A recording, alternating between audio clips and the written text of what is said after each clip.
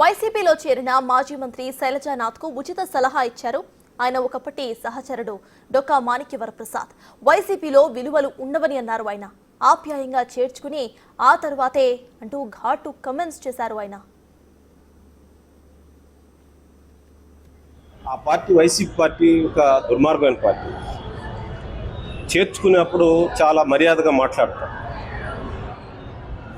హైనాలాగా, అడవిలో హైనా కూడా అట్లే మాట్లాడతారు. చాలా మనిషిలాగా మాట్లాడి మనుషుల దగ్గర తీసుకొని తర్వాత తినేస్తారు.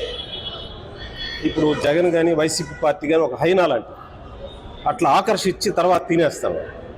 శైలజానాథ్ ఒక పెద్ద ప్రతిష్టలు ఉన్నటువంటి పేరు ప్రతిష్టలు ఉన్నటువంటి నాయకుడు ఆయన అక్కడ చేరి ఇప్పుడు 74 మంది నాలాంటి వాళ్ళంతా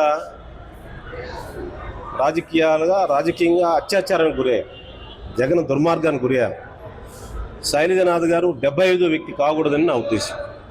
నువ్వు 75వ వ్యక్తి రాజకీయ అత్యాచారాలకు గురైన 75వ వ్యక్తి కాకూడదని నేను కోరుకుంటున్నాను. ఆ పార్టీ వర్గీకరణ పట్ల దాని విధానం ఏంటో చెప్పమని